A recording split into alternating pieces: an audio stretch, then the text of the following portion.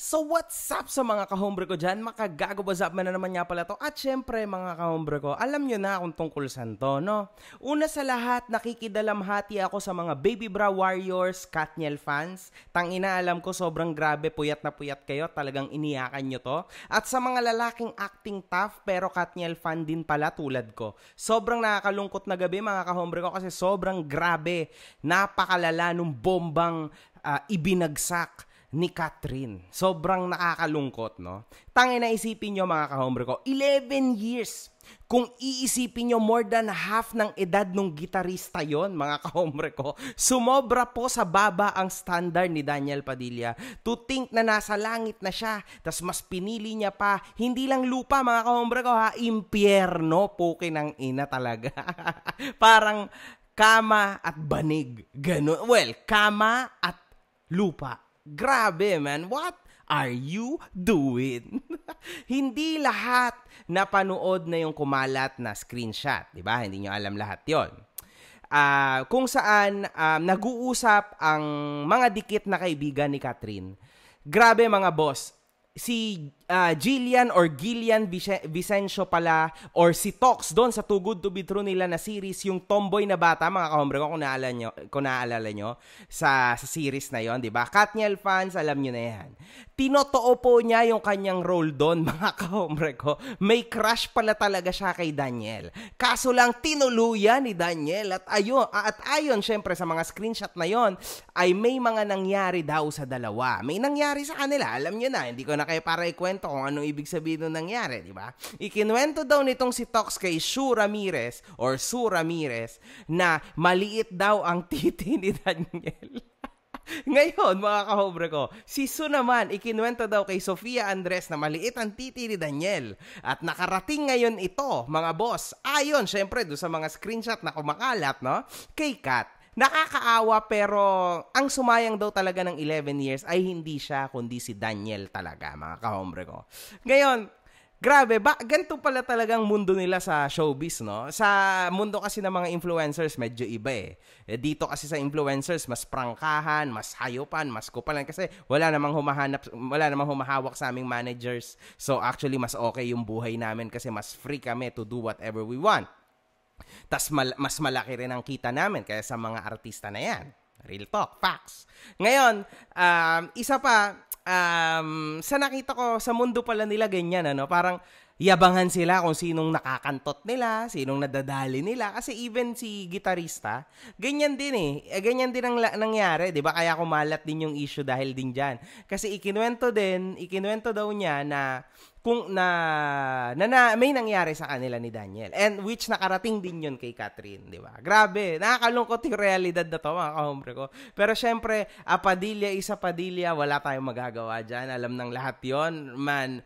History na yon, kumbaga legend na yon. Pero kudos pa rin kay Kat kasi at least napanghawakan niya si Daniel ng ilang taon.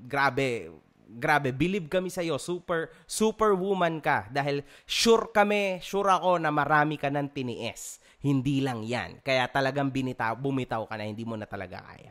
Matagal na yan silang break, mga kahombre ko. Ilang buwan na yan, mga kahombre ko. Nasa moving on stage na silang dalawa ngayon, actually.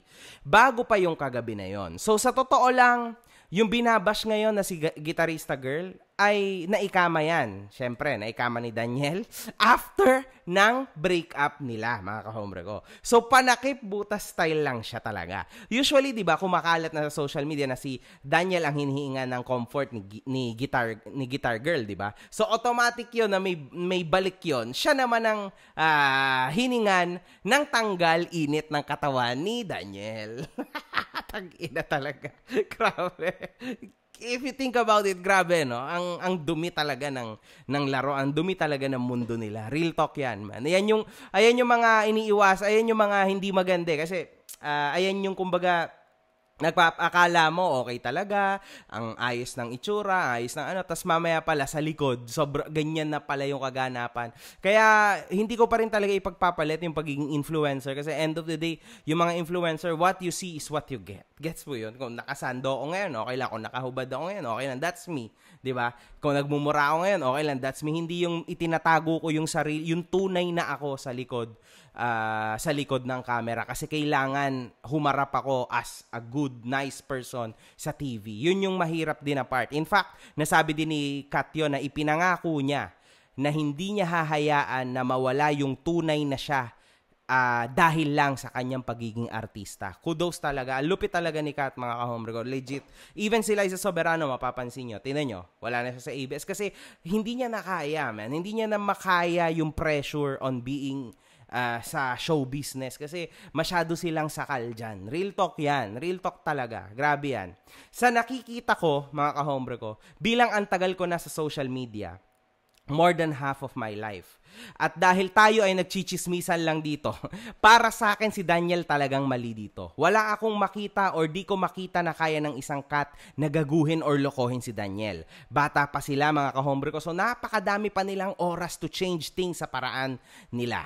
Kaso, syempre,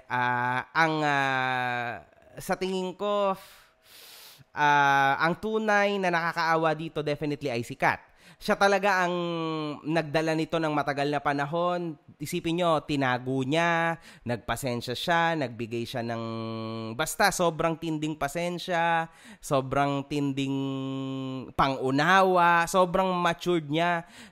Kasi sure, hindi lang isa, hindi lang dalawa, baka mga 1 million times na tong nangyayari. Pero talagang bumitaw na siya kasi hindi niya na talaga makaya. Kahit yung isang superwoman na tulad ni Kat, hindi na rin kinaya yung ganyang style. It's tough, man. Marami, alam nyo, mga ka-hombre ko, yung mga lalaki dyan kasi, tangina kasi, kung ayaw nyo na kasi sa babae, wag kayong magpaka walang itlog, no? Na itatago nyo, tapos sa huli, mabubukong din kayo. Putang ina, mga walang bayag lang gumagawa niyan, mga ka-hombre ko. Kasi sa totoo lang, kung ayaw mo na sa babae, makipag-break ka na, tapos saka ka maghinayo para wala tayong problema, di ba? Why do these things, man? Kung hindi naman kayo kasal, pwede naman ikaw makipag-break. Tapos doon ka, makipagkantutan ka kahit sa 10 artista, 10 puke, 20 mil, 30 mil na puke, wala ka na magiging problema, man. Magiging Andrew Tate ka na kung gusto mo, it's fine, man, kung sino-sino. Pero wag yung habang may relasyon ka kasi ito talaga yung mangyayari sa'yo, di ba? Ending, papasok ka sa issue, magkakaroon ka ng issue. Talagang pag kakainin ka sa social media, which is normal lang yun. Kasi that's the world today, man. Ganun talaga, public figure kayo, so talaga ma-judge kayo, di ba? Kung ayaw nyo kayong ma-judge, dapat lumugar ka sa tama tulad ng mga karakter na pinepeke nyo sa camera, di ba? Hindi naman lahat, pero karamihan sa mga yan, mga ka-hombre ko, maayos sa akala mo social media, okay, sa TV, okay, tas yung pala sa likod, hindi talaga, di ba? Alam niyo yan. Maraming ganyan, nakakagulat, mga ka-hombre ko, di ba?